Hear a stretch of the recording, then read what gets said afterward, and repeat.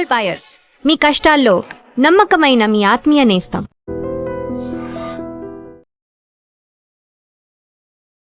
నమస్తే, నేను Kavitha. Welcome to iDream news and నిజాలు. మోదీ చాలా అందంగా ఉంటాడు, ఆయన ఒక ఏంజల్, కాకపోతే టోటల్ కిల్లర్. ఈ ప్రశంసలన్నీ ప్రధానమంత్రి నరేంద్ర మోదీ గురించి అమెరికా అధ్యక్షుడు డొనాల్డ్ ట్రంప్ చేశారు. ఇవన్నీ ఒకవైపు అయితే, ఇంకోవైపు ఇప్పటిదాకా హిందూ మహాసముద్రం పసిఫిక్ ఓషన్ మధ్య ఉన్నటువంటి యుఎస్ ఇండో పసిఫిక్ ఓషన్ ఒక కమాండ్కి సంబంధించి దాన్ని ఇండో అనేటువంటి పదాన్ని తొలగించేశారు. ఇప్పుడు కేవలం అది యుఎస్ పసిఫిక్ కమాండోగా ఎందుకు మారబోతోంది? ఈ రెండింటి మధ్యలో ఉన్నటువంటి వ్యత్యాసం, లేకపోతే మోదీతో ఉన్నటువంటి ఫ్రెండ్షిప్, వీటన్నిటి గురించి మాట్లాడుకుందాం. మనతో పాటుగా ఉన్నారు సీనియర్ జర్నలిస్ట్ సురేష్ కోచత్తిల్ గారు. సార్ నమస్తే. సో గతంలోనే మోదీ నాకు చాలా మంచి మిత్రుడు, ప్రియమైనటువంటి స్నేహితుడు ఇవన్నీ చెప్పిన తర్వాత ఇప్పుడు సడన్ గా ఆయన చాలా అందంగా ఉంటాడు, ఆయన ఒక ఏంజల్ బట్ టోటల్ కిల్లర్. ఈ కాంట్రాస్ట్ ఏంటి అసలు? ప్రెసిడెంట్ ట్రంప్ కన్నా ముందు మెలోనీ చెప్పారు ఒక మాట నిన్న.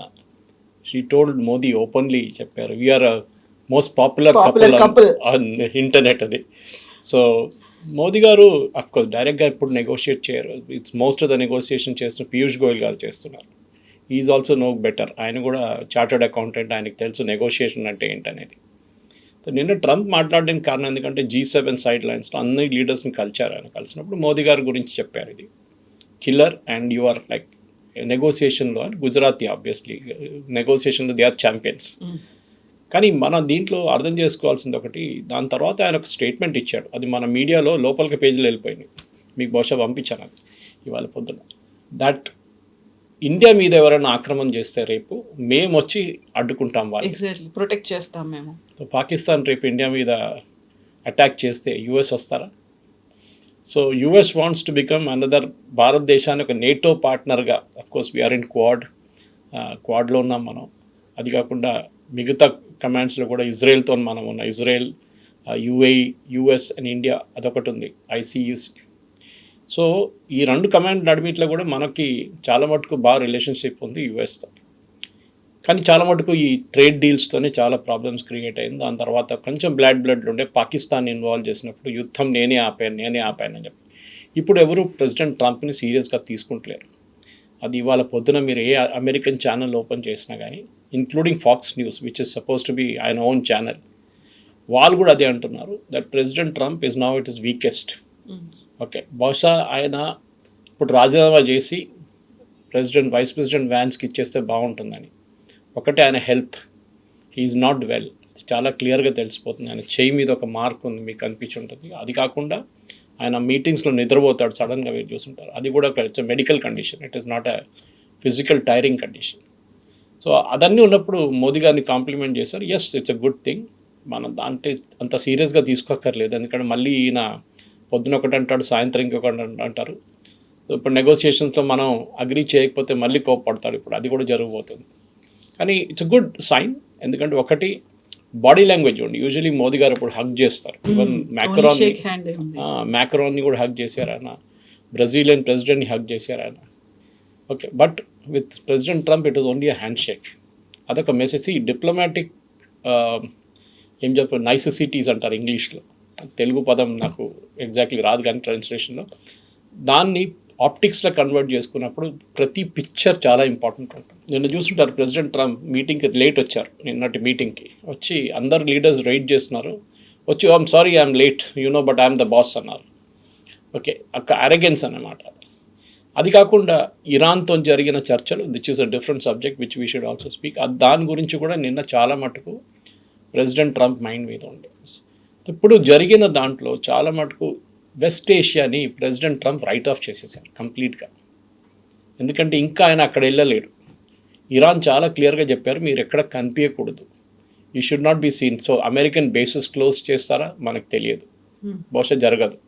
ఎందుకంటే ఏ రోజు అమెరికా వాళ్ళ బేస్ క్లోజ్ చేస్తారో వాళ్ళకి నేవల్ యాక్సెస్ ఉండదు, వాళ్ళకి ఎయిర్ ఫోర్స్ యాక్సెస్ ఉండదు, ఈవెన్ ఆర్మీ యూనిట్స్ యాక్సెస్ ఉండదు, కంప్లీట్ సరెండర్ అయిపోయింది కంప్లీట్. సో బహుశా వాళ్ళు కువైత్ నుంచి, బహ్రెయిన్ నుంచి అన్ని విత్డ్రా చేసి సౌదీ అరేబియాలో పెట్టుకుంటారేమో, అది ఉండొచ్చు. లేకుంటే ఇటువైపు జార్డన్ వైపు పెట్టుకుంటారు, అది కూడా ఉండొచ్చు. These are friendly nations. And Kuwait కానీ బహ్రెయిన్ కానీ చాలా చిన్న నేషన్స్. అండ్ ఖతార్ని ఎప్పుడు డౌట్ ఉంటుంది ప్రెసిడెంట్ ట్రంప్కి. ఈవెన్ దో ఈ నెగోసియేషన్లో అందరూ పాకిస్తాన్ అన్నారు, కానీ పాకిస్తాన్ రోల్ లేకుండే దీంట్లో. లాస్ట్ స్టేజ్లో లాస్ట్ 10 రోజుల్లో నెగోషియేట్ చేసి ఈ డీల్ని క్లోజ్ చేసుకొచ్చింది ఖతార్కి దీంట్లో సెల్ఫిష్ ఇంట్రెస్ట్ ఉంది. ఒకటి వాళ్ళ గ్యాస్ ఫీల్డ్స్, అది చాలా మటుకు ఇంపాక్ట్ అయింది ఈ యుద్ధంలో. నెక్స్ట్ ఇంకోసారి జరిగితే వాళ్ళు తట్టుకోలేరు. ఇదే ఇప్పుడు నెక్స్ట్ 6 వీక్స్ పడుతుంది అంటున్నారు ఖతార్ ప్రొడక్షన్ రెజ్యూమ్ చేయడానికి. దాని తర్వాత ఎల్ఎన్జీ వచ్చి షిప్స్ తీసుకెళ్తారు. ఖతార్ దగ్గర గ్యాస్ ఎక్కువ ఉంది, ఆయిల్ తక్కువ ఉంది. ఈ పరిస్థితిలో ఖతార్ నెగోషియేట్ చేశారు. ఇంకోటి ఖతార్ ఒక స్టేట్మెంట్ చెప్పారు, ప్రెసిడెంట్ ట్రంప్ రిపీట్ చేశారు, అది మన మీడియా అగైన్ కవర్ చేయలేదు. ఖతార్ మనకి యూఎస్కి $1 ట్రిలియన్ ఇన్వెస్ట్మెంట్ పెడతారని కమిట్మెంట్ ఇచ్చారంట. సో దానికి ప్రెసిడెంట్ ట్రంప్ లింక్ పెట్టారు. నెగోసియేషన్లు మీరు చూసుకోండి. అది కాకుండా మీరు వినుంటారు $300 బిలియన్ ఒక ఇన్ఫ్రాస్ట్రక్చర్ ఫండ్, అది కూడా ఖతార్ లీడ్ చేస్తున్నారు. దాని సపరేట్ స్టోరీ ఉంది.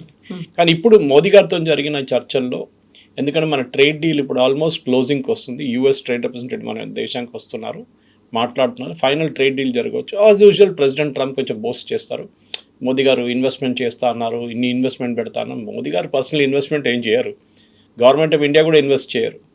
అక్కడ చేస్తున్న వాళ్ళు ఎవరు, అదానీ కానీ అంబానీ కానీ మిగతా కంపెనీ వాళ్ళు ఇన్వెస్ట్ చేస్తున్నారు. ఈవెన్ మన దగ్గర ఉన్న ప్రతి సాఫ్ట్వేర్ కంపెనీకి అక్కడ ఆఫీసెస్ ఉన్నాయి, టీసీఎస్ కానీ ఇన్ఫోసిస్ కానీ కాగ్నిజెంట్, వీళ్ళందరికీ ఆఫీసెస్ ఉన్నాయి అక్కడ. So that is the investment ఆయన అంటున్నారు.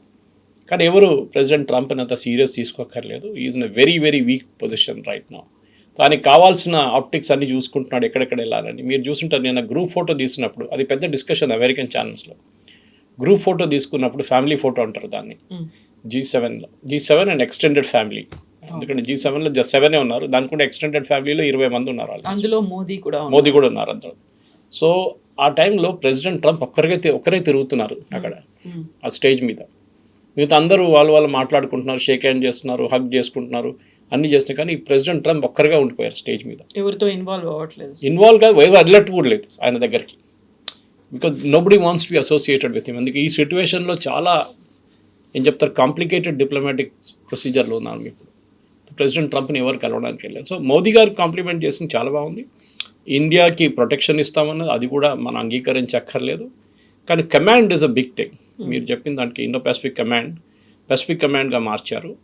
బహుశా ఇప్పుడు ఇరాన్లో ఉన్న central command, admiral Cooper is leading it వాళ్ళ వైపు నుంచి. అడ్మిరల్ కూపర్ లీడ్ చేస్తున్న సెంట్రల్ కమాండ్ని పాసిబ్లీ వీళ్ళు ఎక్స్టెండ్ చేయవచ్చు ఇక్కడ దాకా, ఇండియన్ ఓషన్ మలక్కా స్ట్రైట్స్ దాకా. బికాజ్ నెక్స్ట్ చోక్ పాయింట్ వరల్డ్లో ఇస్ మలక్కా స్ట్రైట్స్ ఒకసారి బ్లాక్ చేస్తే చైనా మొత్తం పోతుంది, complete China will be finished. అది చైనాకి చాలా భయం ఉంది.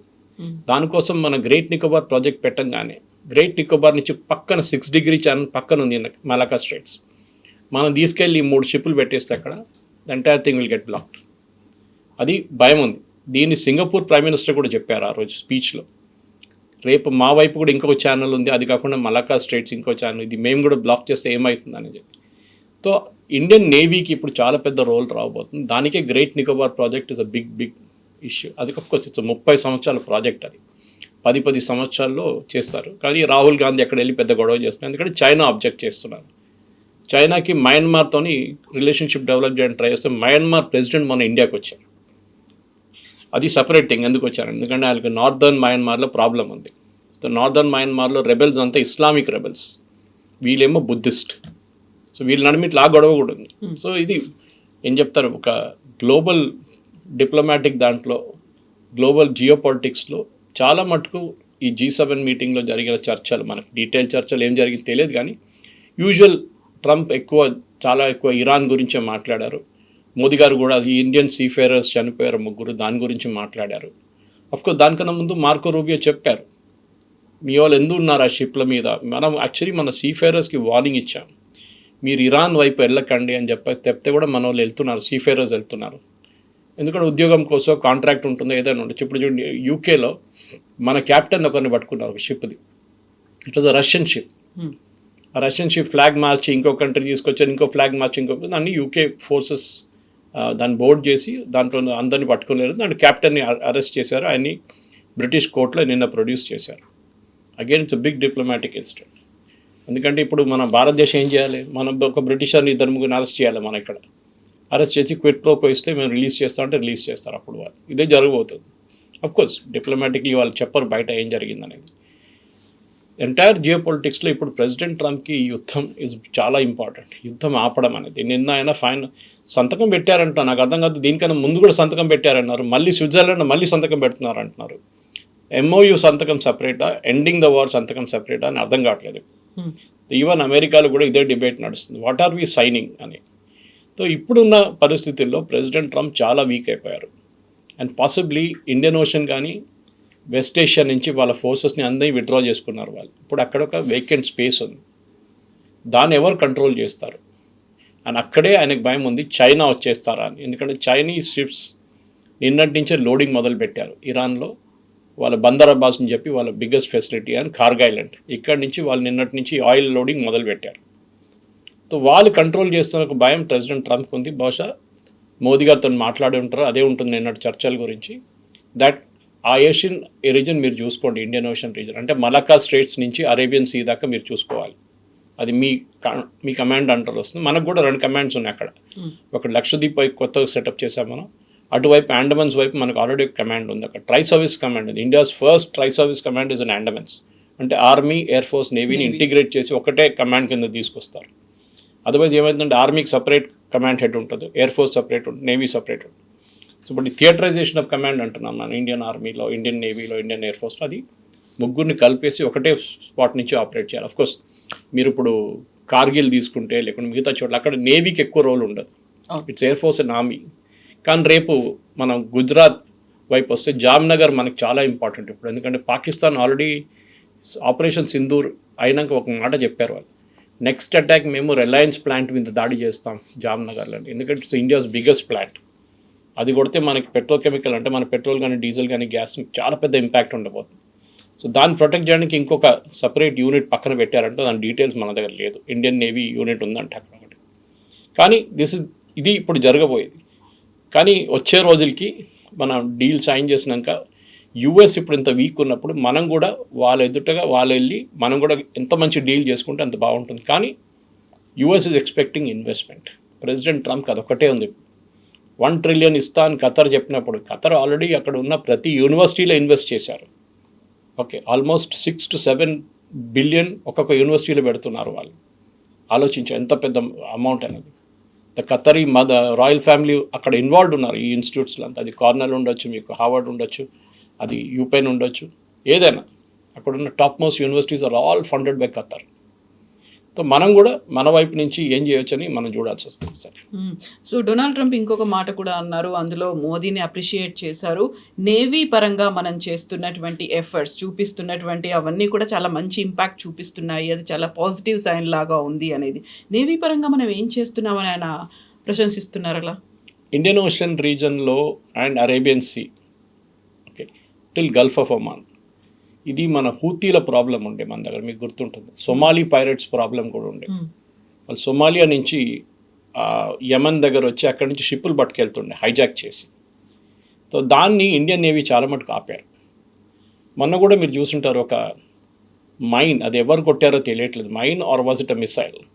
ఒక మిసైల్ ఒక షిప్ మీద, ఒక మర్చెంట్ షిప్ మీద కొట్టారు. దాంట్లో చాలామంది ఇండియన్స్ ఉన్నారు మర్చెంట్ షిప్ మీద. That again was in Gulf of Oman ఏరియాలో. అండ్ ఆ షిప్ మనది కాదు, మనది కాదు. అది బహుశా యుఎస్ కొట్టారో లేకుంటే ఇరాన్ కొట్టారో అర్థం కావట్లేదు, ఎవరు మాట్లాడలేదు దాని గురించి.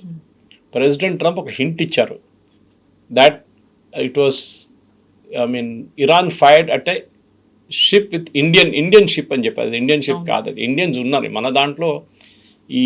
మీరు ఇంటర్నేషనల్ మ్యారిటైమ్ దాంట్లో చూస్తే ఒక 80 నుంచి 80% seafarers either Philippines, Indonesia or India నుంచి ఉంటారు. కొంతమంది బంగ్లాదేశ్ నుంచి కూడా ఉంటారు. సో న్యాచురలీ మన ఏ షిప్ మీద చూస్తే మన వాళ్ళు ఉంటారు, either as a captain or as a seafarers or senior officers, వాళ్ళు ఎవరైనా ఉంటారు దాంట్లో. ఇది బహుశా జరుగుతుంది. సో దానికి వాళ్ళు ఇండియన్ నేవీని పిలిపించారు. ఎక్స్పర్ట్, ఇది అంత ఈజీ కాదు. మిసైల్ షిప్ లోపల దూరుకుంది, it has gone into the body of the ship. అక్కడి నుంచి దాన్ని బయటికి తీయాలంటే ఇట్స్ చాలా తీస్తున్నప్పుడు ఎక్స్ప్లోడ్ అయింది అనుకోండి, షిప్ పోతుంది, అక్కడ చేసిన వాళ్ళు అందరూ చనిపోతారు.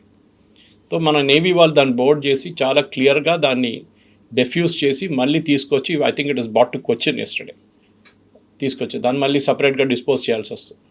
అది ఎవరు కొట్టారో దాంట్లో చాలా క్లియర్గా తెలిసిపోతుంది, దాంట్లో మార్కింగ్స్ ఉంటుంది. కానీ ఆ రోల్ ఇప్పుడు ఇండియన్ నేవీ ప్లే చేస్తున్నారు. సొమాలీ పైరేట్స్ని హ్యాండిల్ చేశారు. దాని తర్వాత ఈ ఇష్యూ జరిగినప్పుడు హూతీలతో జరిగినప్పుడు కూడా హూతీలకు కూడా వాళ్ళు ఫైర్ చేసిన షిప్ మీద ఫైర్ ఫైటింగ్ కూడా ఇండియన్స్ చేశారు. సో బహుశా ఈ కమాండ్ ఇండో కమాండ్ తీసిన కారణం కూడా అదే ఉండొచ్చు. That they want to hand over the entire south east Asia కంప్లీట్గా మలకా స్ట్రేట్స్ నుంచి గల్ఫ్ ఆఫ్ ఒమాన్ దాకా మీరు చూసుకోండి. ప్రాబ్లమ్ ఇస్ ఇరాన్ దగ్గర మాకు గొడవ ఉంది, మేము అక్కడికి రాము, మేము ఆ పక్కనికి డీగో గార్షియాలో వాళ్ళ దగ్గర పెద్ద ఒక బేస్ ఉంది విత్ బ్రిటన్. ఆ బేస్ మేము ఉంచుకుంటాం, but that is mostly for air force. వాళ్ళది B-52 బాంబర్స్ ఒకటి, B-2 బాంబర్స్ అక్కడ పెట్టుకుంటారు వాళ్ళు. ఇప్పుడు అది అక్కర్లేదు. అట్లీస్ట్ ఇరాన్తోని చర్చలు 60 రోజులకి దాకా దాని ఇప్పుడు అవసరం ఉండదు. కానీ ఐ థింక్ ఒక పెద్ద మార్పు వస్తుంది ఇండియన్ ఓషన్ రీజన్లో. మనం కూడా చెప్పాను చూడండి, మనకి 2 ఎయిర్క్రాఫ్ట్ క్యారియర్ ఉన్నాయి. గ్రేట్ నికోబార్ ఒకసారి స్టార్ట్ అయితే మనది 3 అన్సింకబుల్ అంటాం మనం, unsinkable aircraft carrier which is the great Nicobar project. అక్కడే మనకు ఒక పెద్ద INS బాజ్ అని ఒకటి ఉంది, ఇండియన్ నేవీ షిప్. వాళ్ళ air force runway navy runway ఉంది, కానీ అది 500 మీటర్లే ఉన్నాయి. అది ఎక్స్పాండ్ చేయలేము అక్కడ. దాని తర్వాత sea is there, environmental clearance కావాలి. సో దానికోసం గ్రేట్ నికోబార్ స్టార్ట్ చేస్తున్నాం. రాహుల్ గాంధీ అడిగారు మనం వెళ్ళినప్పుడు, అరే బాజ్ ఉంది కదా, బాజ్ ఎక్స్పాండ్ చేస్తే అయిపోతుంది కదా. No, because is not expand. మనకు కావాల్సింది 1500 to అట్లీస్ట్ 3000 మీటర్స్ రన్వే కావాలి. అది బాస్లో మనం చేయలేము. So we have to do it at the great Nicobar project. అది లాస్ట్ ఐలాండ్ మన దగ్గర. అక్కడి నుంచి మనకు ఫుకెట్ పక్కన, అక్కడి నుంచి ఇండోనేషియా పక్కన, అందరు దగ్గర దగ్గర ఉంటుంది అక్కడ. సో మనకు చాలా క్రూషియల్ వాటర్వే అది. సో ఆ వాటర్వే మనం చూసుకొని ప్రతి చైనీస్ షిప్ అక్కడి నుంచి వెళ్తే మనం వాచ్ చేయొచ్చు దాన్ని. సో జియో పొలిటికల్ స్టేటస్లో అది it is going to be the next Hormuz, strait of Hormuz, Malacca straits. Hormuz కన్నా చాలా important, because Hormuz only oil deal చేస్తారు. ఇది ప్రతి కంటైనర్ షిప్ అన్నీ అక్కడి నుంచి వెళ్తుంది మలకా స్ట్రేట్స్ నుంచి. అండ్ దట్ ఇప్పుడు సూయజ్ కెనాల్ ఎట్లా ఉందో, బాఫస్ టర్కీ హ్యాండిల్ చేస్తున్న ఎట్లా ఉంది, ఇదన్నీ సేమ్. పనామా కెనాల్ ఎట్లా, అండ్ ఈవెన్ మలకా స్ట్రేట్స్ కూడా అంతే ఇంపార్టెంట్ ఉంటుంది. సో ట్రంప్ మాట్లాడిన దాంట్లో బాడీ లాంగ్వేజ్ డిఫరెంట్గా ఉంది, బట్ ఆయన మాట్లాడుతున్నటువంటి వర్డ్స్ బట్టి చూస్తే అప్రిషియేషన్ అనేది ఉంది, లేకుంటే ప్రైజ్ చేస్తున్నారు అనుకున్నప్పుడు ఈ ఒక డిఫరెన్స్ అనేది అక్కడ చాలా క్లియర్గా విజిబుల్గా కనిపిస్తుంది. At the same time Pakistan కనుక ఒకవేళ అటాక్ చేసింది అనుకోండి, లేకుంటే ఇంకేదైనా కంట్రీ అటాక్ చేసింది అనుకోండి, మేము భారతదేశాన్ని ప్రొటెక్ట్ చేస్తాము అనుకుంటే పాకిస్తాన్కి హెల్ప్ చేస్తోంది అమెరికా కదా. అలాంటప్పుడు డ్యూయల్ స్టాండర్డ్ అనేది ఎక్కడ కనిపిస్తోంది? అదే కాన్ఫ్లిక్ట్ ఆఫ్ ఇంట్రెస్ట్ వస్తుంది అక్కడ. ఫస్ట్ ఆఫ్ ఆల్ పాకిస్తాన్ మన మీద అటాక్ చేస్తే మనం చూసుకోవచ్చు, మన కెపాసిటీ ఉంది. మనం ఏదో ఒక ఆఫ్రికన్ కంట్రీ బనానా రిపబ్లిక్ కాదు, మనకు ఆ కెపాసిటీ ఉంది. వచ్చి మమ్మల్ని కాపాడుకోండి ప్లీజ్ అని చెప్పి మనం ఎప్పుడు అడగాం మనం. ఇది బహుశా సౌదీ అరేబియా అడగవచ్చు, ఈవెన్ UAE అడగవచ్చు, ఖత్తర్, వీళ్ళంతా వాళ్ళ దగ్గర రెగ్యులర్ ఆర్మీస్ లేరు. వాళ్ళు ఎప్పుడు యుద్ధంలో పార్టిసిపేట్ చేయలేదు. ఆ ఏరియాలో యుద్ధంలో పార్టిసిపేట్ చేసిన 2 దేశాలు ఉన్నాయి, ఒకటి Iraq and one is Iran. మిగతా ఎవరు యుద్ధం చూడలేదు. To certain extent Kuwait, Saddam Hussein వెళ్ళి అటాక్ చేసినప్పుడు మీకు గుర్తుంటుంది. కానీ ఈ 3 కంట్రీస్ని పక్కన పెడితే మిగతా వాళ్ళ దగ్గర ఏ కెపాసిటీ లేదు. ఇన్ఫ్యాక్ట్ మనం ఒక టైఅప్ చేసుకున్నాం, మీకు గుర్తుంది కవిత గారు, మనం మోదీ గారు వెళ్ళినప్పుడు UAEతోని 1 నెల ముందు మనం ఒప్పందం చేశాం. దాని డీటెయిల్స్ బయట పెట్టలేదు. It's defence deal. అంటే UAE దగ్గర సేమ్ ప్రాబ్లం, వాళ్ళ దగ్గర దుబాయ్ దగ్గర ఆయిల్ లేదు, అబుదాబి దగ్గర ఆయిల్ ఉంది. సో వాళ్ళు ఎమిరేట్స్ కదా, ఎమిరేట్స్ వాళ్ళు it's separate countries actually, but they are United Arab Emirates. So వాళ్ళకి ప్రొటెక్షన్ కావాలి. సో వాళ్ళు ఏం చేశారు, ఫస్ట్ ఇప్పుడు ఈ మిసైల్ అంతా ఇరాన్ కొట్టడం మొదలుపెట్టినప్పుడు ఇజ్రాయెల్తో ఒక ఒప్పందం ఉంది వాళ్ళకి. సో ఐరన్ డోమ్ తెచ్చుకున్నారు ఇజ్రాయెల్ నుంచి. ఇన్ఫ్యాక్ట్ ఇజ్రాయెల్ ఫుల్ టీమ్ని పంపించారు దాంతో ఆపరేట్ చేయడానికి. అది చాలా సక్సెస్ఫుల్గా అడ్డుకున్నారు వాళ్ళు. ఇప్పుడు ఇజ్రాయెల్తోని first nation who signed up, మన ప్రెసిడెంట్ ట్రంప్ ఎప్పుడు చెప్తుంటారు చూడండి, you have to sign up the Abraham accord అని. ఫస్ట్ దేశం అబ్రహాం అకార్డ్ సైన్ చేసింది UAE. El Al airlines, Israeli airline land చేసింది ఫస్ట్ UAEలో, ఆ ఏరియాలో.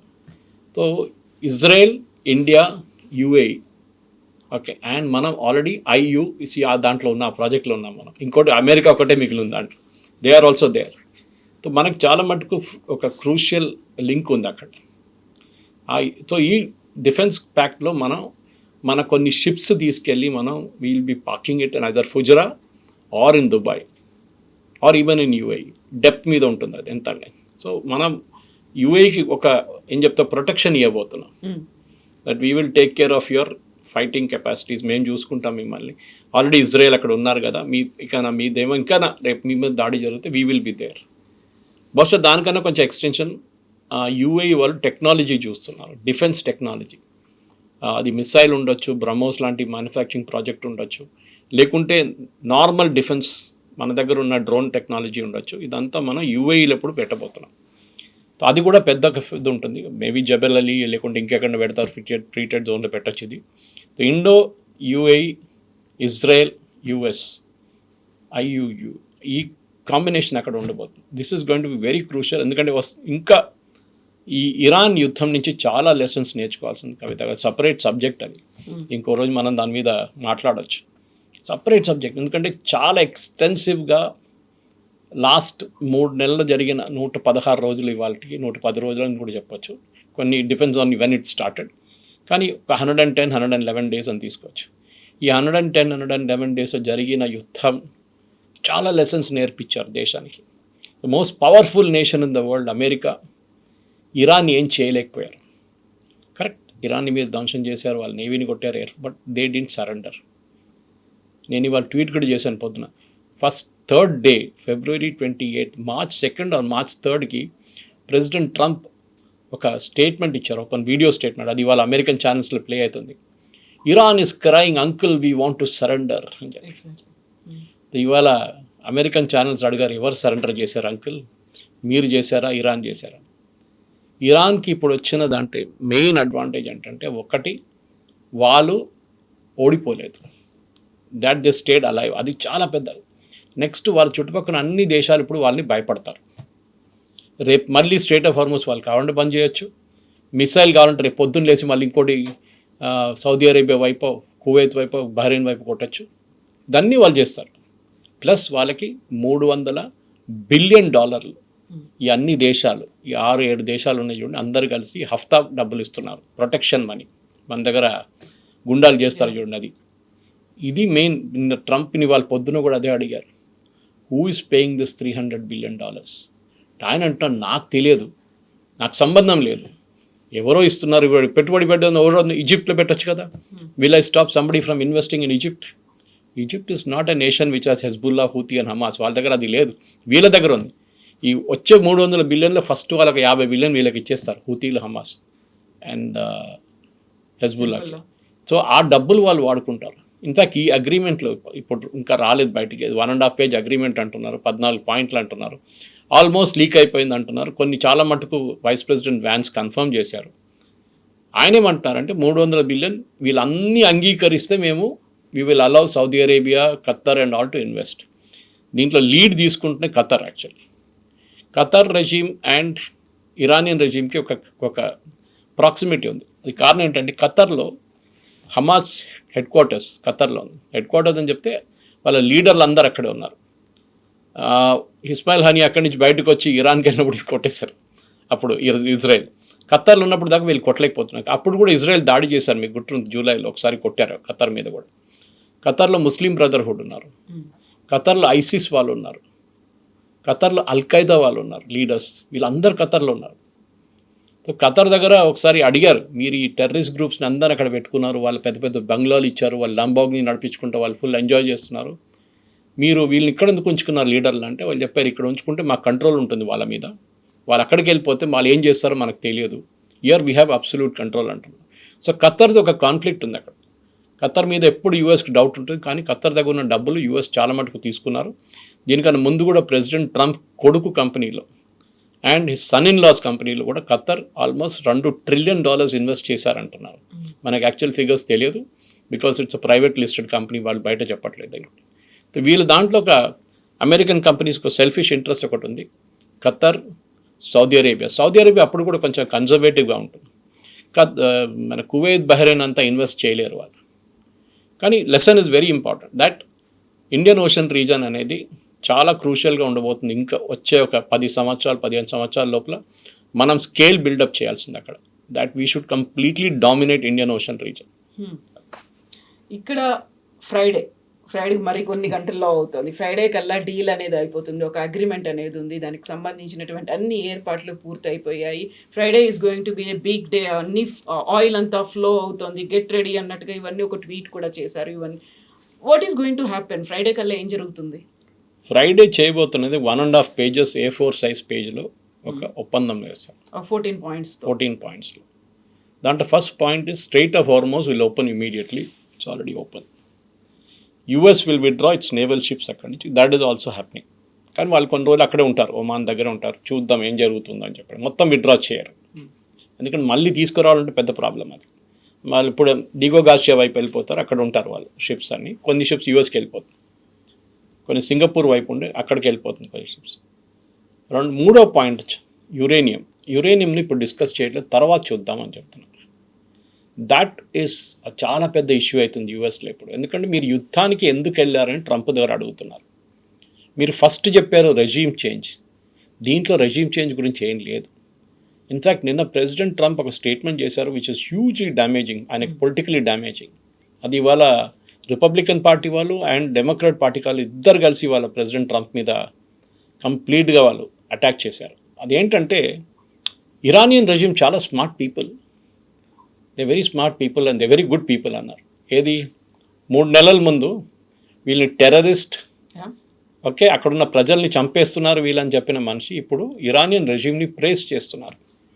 American commentators, political commentators and politicians ఏమడుగుతున్నారు, మీరే కదా వీళ్ళ దగ్గర రోడ్డు మీద రమ్మన్నారు, ప్రొటెస్ట్ చేయమన్నారు, ఎంతోమంది చనిపోయారు, ఇప్పుడు కూడా వాళ్ళు చంపుతున్నారు, అక్కడ మహిళలు హిజాబ్ వేసుకుంటూ రోడ్డు మీదకి వచ్చేస్తే వాళ్ళని చంపేస్తున్నారు, ఇట్లాంటి రెజీమ్ని మీరు సపోర్ట్ చేస్తున్నారా అని చెప్పి ప్రెసిడెంట్ ట్రంప్ని అడుగుతున్నారు. ఆయన ఇప్పుడు దాకా దాని గురించి జవాబు ఇవ్వలేదు.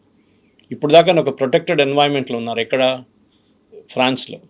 కానీ ఇప్పుడు ఆయన బయటకు వచ్చినప్పుడు ఇప్పుడు యూఎస్కి రాగానే దీన్ని ఆన్సర్ ఇవ్వాల్సింది. రెండో క్వశ్చన్ ఏంటంటే ఈ 14 పాయింట్లలో ఎక్కడ హెజ్బుల్లా, హూతీ అండ్ హమాస్ గురించి మాట్లాడలేదు, ఒక్క రెఫరెన్స్ కూడా లేదు. అది one of the prime conditions ఉండే ఇజ్రాయెల్కి. ఇజ్రాయెల్ నిన్న కూడా దాడి చేశారు లెబనాన్ మీద.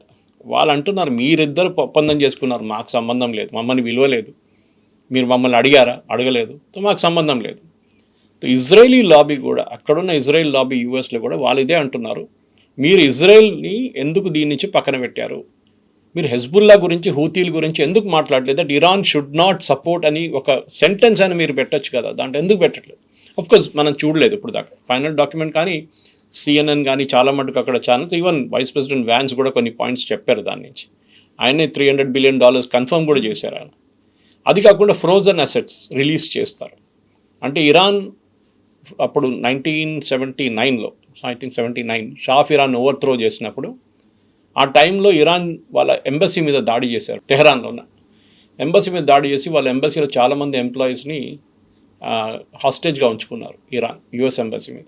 అది మీకు గుర్తుంటుంది, జిమ్మీ కార్టర్ టైంలో జరిగింది. అది 1 year పట్టింది, వాళ్ళు 1 సంవత్సరం పట్టింది వాళ్ళని రిలీజ్ చేయడానికి. ఆ 1 yearలో వీళ్ళేం చేశారు అమెరికా అంటే ప్రతి ఇరానియన్ అసెట్ని ఫ్రీజ్ చేశారు. అంటే మీరు బ్యాంక్లో పెట్టిన డబ్బులు ఉండొచ్చు, మీరు బిల్డింగ్ కొనొచ్చు ఉండొచ్చు, మీరు కార్లు కొన్నారో ఏదైనా కానివ్వండి, మొత్తం కంప్లీట్ ఫ్రీజ్ చేశారు అన్ని బ్యాంక్స్లో. దాని తర్వాత యురేనియం ఇష్యూ తర్వాత వచ్చినప్పుడు ఆఫ్టర్ 20 years దే సేమ్ మళ్ళీ వాళ్ళు శాంక్షన్స్ పెట్టి, ఇప్పుడు రష్యా మీద ఎట్లా పెడుతున్నారు అట్లనే బ్యాంకింగ్ సిస్టమ్స్ని తీసేశారు. స్విఫ్ట్లో లేరు వాళ్ళు ఇప్పుడు. So they are not in the banking system. ఇదంతా ఇప్పుడు they have to come back. ఇరాన్కి యాక్సెస్ ఇచ్చేస్తున్నారు. ఇరాన్ ఒక నెల ఆయిల్ అమ్మితే వాళ్ళకి they can earn from $1 to $2 billion per month.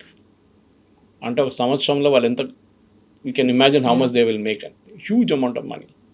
And this is అంటే మినిమం క్వాంటిటీ. చైనాకి అమ్ముతున్నది $40, $50 అమ్ముతున్నారు వాళ్ళు, విచ్ ఇస్ ఇప్పుడు మార్కెట్ తగ్గింది అనుకోండి, 76 ఉంది ఇప్పుడు. 76లో అమ్మకపోతే కూడా 50లో అమ్ముతారు చైనాకి, ఎందుకంటే చైనా దగ్గర నుంచి వాళ్ళకి చాలా మటుకు రా మెటీరియల్స్ వస్తుంది. ఈ మిసైల్ ప్రోగ్రామ్ కావాల్సిన అల్యూమినియం కానీ, ఐరన్ పార్ట్స్ కానీ, ఎలక్ట్రానిక్స్ అంతా చైనా నుంచి వస్తుంది. సో చైనాని హ్యాపీగా హ్యూమర్లో ఉంచుకుంటారు. కానీ ఇరాన్కి ఇప్పుడున్న అడ్వాంటేజ్ ఏంటంటే they are having an upper hand. So ఆ ఫ్రైడే రోజు మీరు చెప్పినట్లు ఒప్పందం పెట్టినప్పుడు ఎప్పుడు అంటారు ఇంగ్లీష్లో, the devil is in the details అంటారు. ఆ ఫైన్ ప్రింట్ చూస్తేనే మనకు అర్థమవుతుంది. కానీ ప్రెసిడెంట్ ఒబామా చేసిన ఒప్పందం బెటర్ ఉందా, ఈ ఒప్పందం బెటర్ ఉందా అని కంపారిజన్ ఆల్రెడీ స్టార్ట్ అయింది. In fact first sentence of uranium, Iran will never possess అని ప్రెసిడెంట్ ట్రంప్ చెప్తున్నప్పుడు అగ్రిమెంట్లో ఉన్న వర్డ్ ఇరాన్ అఫర్మ్స్, అంటే మేము ముందు కూడా అగ్రి చేసాము, మళ్ళీ వీఆర్ జస్ట్ రిపీటింగ్ ఇట్. ఎందుకంటే ఇది వాళ్ళ అయోతోలా, ద ప్రీవియస్ అయోతోలాస్ సుప్రీం లీడర్ ఒక ఫత్వా ఇష్యూ చేశారు, దట్ మన ఇస్లాం ప్రకారం మనం న్యూక్లియర్ బాంబ్ పెట్టుకోకూడదు అని చెప్పి. ఆ ఫత్వా ఇప్పుడు కూడా ఉంది. అది పట్టించుకుంటలేరా, అది డిఫరెంట్ థింగ్ ఆల్ టుగెదర్. రేపు చెప్పొచ్చు ఆయన చెప్పాడు కదా మేము పట్టించుకోమని చెప్పి. మళ్ళీ మీరు ఎందుకు ప్యూరిఫై చేస్తున్నారు, 60% దాకా ఎందుకు వచ్చారు, దట్స్ ఎ క్వశ్చన్. సో ఆ యురేనియం ఒక ఇష్యూ పోస్ట్పోన్ అయింది. ఇది మెయిన్గా ఇరాన్కి దీంట్లో 14 పాయింట్లు ఆల్మోస్ట్ 13 పాయింట్లు వాళ్ళ అడ్వాంటేజ్లో ఉంది. ఇప్పుడు దాని మీదే ప్రెసిడెంట్ ట్రంప్ మీద ఎక్స్ట్రీమ్ ప్రెషర్ ఉంది.